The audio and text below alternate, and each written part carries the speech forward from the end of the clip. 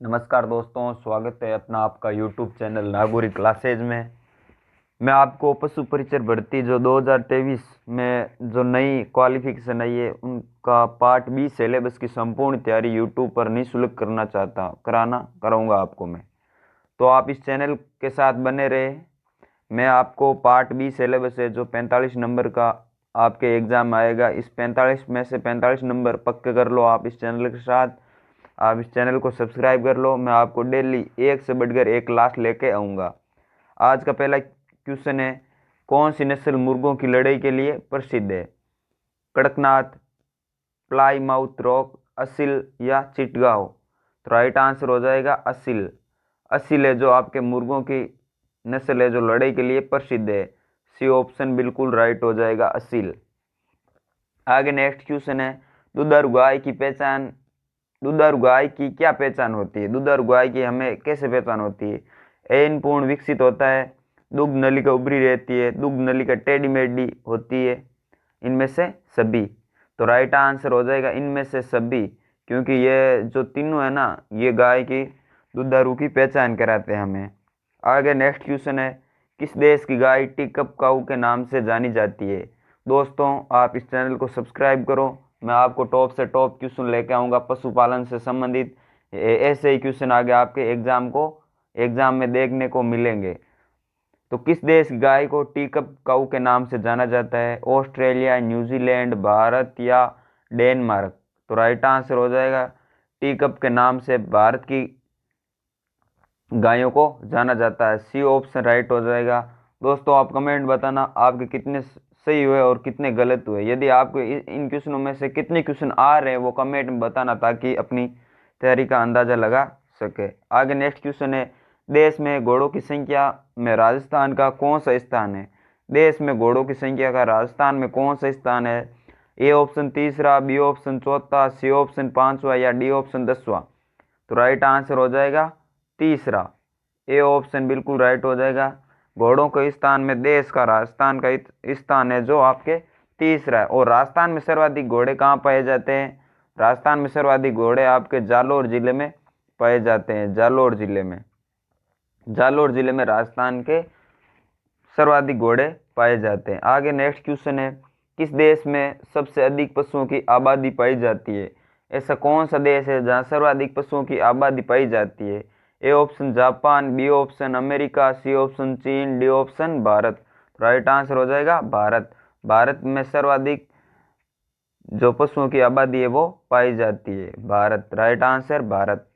आगे next question है, कब से एक्वाकल्चर तकनीकों का उपयोग करके सुनहरी मछली की खेती की जा रही है? यहाँ पर आपके 800 एडी, 1200 एडी, 1000 एडी या 1600 एडी? तो राइट आंसर आपके 800 एडी हो जाएगा। एग्रीकल्चर डायम जो हो जाएगा आपके 800 एडी हो जाएगा। ए ऑप्शन बिल्कुल राइट हो जाएगा। आगे नेक्स्ट क्वेश्चन है, चिकन गोबर या खाद कहाँ इस्तेमाल में लाया जाता है? कहाँ इस्तेमाल में लाया जाता है? खाद में, बायोडीजल में? खाद और बायोडीजल दोनों में, या इनमें से कोई नहीं? तो राइट आंसर हो जाएगा आपके खाद और बायोडीजल में। यदि इस क्लास के साथ कोई भी स्टूडेंट या विद्यार्थी इस क्लास को ज्वाइन कर रखी है तो आप चैनल को सब्सक्राइब करे बिना मत जाना, क्योंकि आप इस चैनल के साथ बहुत ही आसानी से आप इस पशु परिचर की तैयारी कर सकते हो। आगे नेक्स्ट क्वेश्चन है, रेगिस्तान के लिए गाय की सबसे उपयुक्त नस्ल है? रेगिस्तान के लिए गाय की सबसे उपयुक्त नस्ल कौन सी है? थारपारकर है, कांकरेज है, हरियाणवी है या राठी? तो राइट आंसर हो जाएगा थारपारकर। रेगिस्तान की सबसे उपयुक्त नस्ल है जो आपके थारपारकर है। ए ऑप्शन बिल्कुल राइट हो जाएगा, थारपारकर। आगे नेक्स्ट क्वेश्चन है, पीजीआर वैक्सीन कितने माह के भेड़ बकरी को लगानी चाहिए?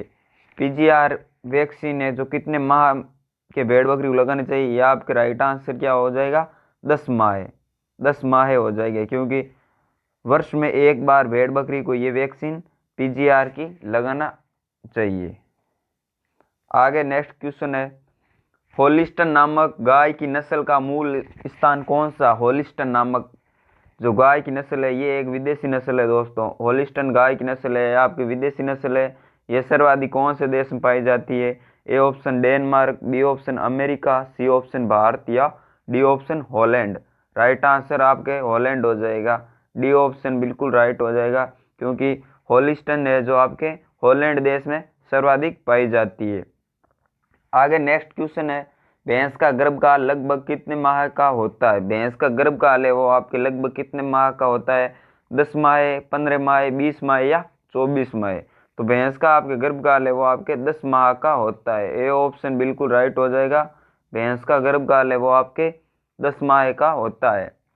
आगे नेक्स्ट क्वेश्चन है, निम्नलिखित में से जखराना किस पशु की नस्ल है? जखराना पशुओं की नस्लों से संबंधित 4 से 5 क्वेश्चन आपको एग्जाम में देखने को मिलेंगे। जितने भी आप नस्लों का क्वेश्चन मैं आपको डेली हर क्लास सुबह 7 से 8 बजे के बीच में लेकर आऊँगा। तो आप इन क्लासों में ये आपको मैं मॉडल पेपर करवा रहा हूँ, ये आप नियमित रूप से देख के और इनको याद करें, आपका सिलेक्शन 100% होगा। तो जकराना नामक जो पशु है वो किस नस्ल है, किस पशु की नस्ल है? बकरी की नस्ल है जकराना नामक, बकरी की। बी ऑप्शन बिल्कुल राइट हो जाएगा, बकरी की नस्ल है। आगे नेक्स्ट क्वेश्चन है, निम्नलिखित में से गाय के मांस को क्या कहा जाता है? गाय के मांस को क्या कहा जाता है? बीफ, चेवनी, पोर्क या चिकन? राइट आंसर हो जाएगा बीफ। गाय के मांस को बीफ कहा जाता है, चेवनी बकरे के मांस को कहा जाता है, और पोर्क कहा जाता है सूअर के मांस को, और चिकन है जो आपको पता ही है मुर्गे को मांस को कहा जाता है चिकन। तो इन क्वेश्चनों को याद रखें ताकि आप तैयारी शानदार कर सके। आगे क्वेश्चन नेक्स्ट है, निम्नलिखित में से भैंस की औसत नाड़ी दर प्रति मिनट कितनी होती है? भैंस की औसत दर नाड़ी, यह आपके 35 से 70 दर प्रति मिनट होती है। 35 से 70 दर प्रति मिनट होती है। लगभग गाय, भैंस, भेड़, बकरी सब में लगभग इतनी होती है, 35 से 70 दर प्रति मिनट। तो इन क्वेश्चनों को आप याद कर लेना। आगे नेक्स्ट क्वेश्चन है, महाशिवरात्रि पशु मेला राजस्थान के कौन से जिले में लगता है? महाशिवरात्रि पशु मेला राजस्थान के कौन से जिले में लगता है? बीकानेर, बालोतरा, बाड़मेर या करौली? राइट आंसर क्या हो जाएगा? करौली। करौली में महाशिवरात्रि मेला है जो आपके लगता है करौली जिले में, महाशिवरात्रि पशु मेला। पशु मेलाओं से संबंधित 2 से 3 क्वेश्चन आएंगे आपके, 2 से 3 क्वेश्चन आएंगे। तो इन पशु मेला जितने भी राजस्थान में लगते हैं वो मैं आपको एक एक करके सभी बता दूंगा। आगे नेक्स्ट क्वेश्चन है, पशु प्लेग निम्न में से किसके द्वारा फैलता है? पशु प्लेग निम्न में से किसके द्वारा फैलता है? वायरस, जीवाणु, प्रोटोजोआ, उपरोक्त सभी? तो राइट आंसर हो जाएगा वायरस। पशु प्लेग है जो आपके वायरस के द्वारा इन पशुओं में फैलता है, वायरस के द्वारा फैलता है। आगे नेक्स्ट क्वेश्चन है, यदि जानवर के सींग में 4 चले हो तो उसकी उम्र क्या होती है? मैंने आपको पिछले मॉडल पेपर में बताया था कि पशुओं के गात जो उम्र ज्ञात करने के लिए सींगों में 2 जोड़ा जाता है, यानी उन वल्ले होते हैं उनमें 2 जोड़ा जाता है। तो 4 में 2 जोड़ दो आप, 4 + 2 कितने हो गए? 6। तो अब इनकी उम्र कितनी हो जाएगी? 6 हो जाएगी, 6 वर्ष। डी ऑप्शन बिल्कुल राइट हो जाएगा, 6 वर्ष। आगे नेक्स्ट क्वेश्चन है, दूध निकालने के लिए सबसे अच्छी विधि कौन सी है? दूध निकालने की सबसे अच्छी विधि कौन सी है? पहले आपको पता होना चाहिए, दूध निकालने के लिए 2 विधियां काम आती है। एक हस्त विधि, एक हाथ से निकालने की विधि, दूसरी मशीनी विधि। हाथ से निकालने की विधि 3 प्रकार की होती है, आपको पता है, पूर्ण हस्त विधि, अंगूठा विधि और चुटकी विधि। तो सबसे बेस्ट विधि है दूध निकालने की वो होती है पूर्ण हस्त विधि, और सबसे जो खराब विधि है वो आपके है अंगूठा विधि। अंगूठा विधि से कभी दूध नहीं निकालना चाहिए, ये ध्यान में रखना आपको। तो राइट आंसर हो जाएगा पूर्ण हस्त विधि सबसे अच्छी विधि है दूध निकालने की। आगे नेक्स्ट क्वेश्चन है, विश्व में सर्वाधिक ऊन उत्पादन करने वाली नस्ल है? मेरिनो, अंगोरा, सोना, कारकोल? तो राइट आंसर हो जाएगा मेरिनो। मेरिनो नस्ल है जो सबसे ऊन उत्पादन करने वाली बेस्ट नस्ल है, बेस्ट नस्ल है। तो कौन से राइट आंसर क्या हो जाएगा आपके?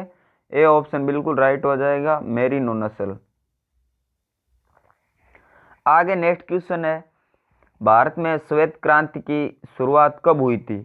1960 ईस्वी में, बी ऑप्शन 1955 ईस्वी में, सी ऑप्शन 1950 ईस्वी में, डी ऑप्शन 1970 ईस्वी में। तो राइट आंसर हो जाएगा 1970 ईस्वी में आपके श्वेत क्रांति यानी दूध। श्वेत क्रांति किससे संबंधित है? दुग्ध से। तो राइट आंसर हो जाएगा 1970 ईस्वी में शुरुआत हुई थी। आगे नेक्स्ट क्वेश्चन है, पौधे की पत्तियों को हरा रंग प्रदान करता है क्रोमोप्लास्ट, फ्लोरोप्लास्ट, ल्यूकोप्लास्ट या टोनोप्लास्ट। तो राइट आंसर हो जाएगा इसमें आपके क्रोमोप्लास्ट है। जो क्वेश्चन को याद रखना, आपको ऐसे ही क्वेश्चन आपको आगे एग्जाम में देखने को मिलेंगे। जो पत्तियों का हरा रंग प्रदान करता है वो होता है क्रोमोप्लास्ट। ए ऑप्शन बिल्कुल राइट हो जाएगा, क्रोमोप्लास्ट। क्या हो जाएगा? क्रोमोप्लास्ट। ए ऑप्शन बिल्कुल करेक्ट हो जाएगा, क्रोमोप्लास्ट। आगे नेक्स्ट क्वेश्चन है, कौन सी ग्रंथि दुग्ध निष्कासन हार्मोन ऑक्सीटोसिन का स्रावण करती है?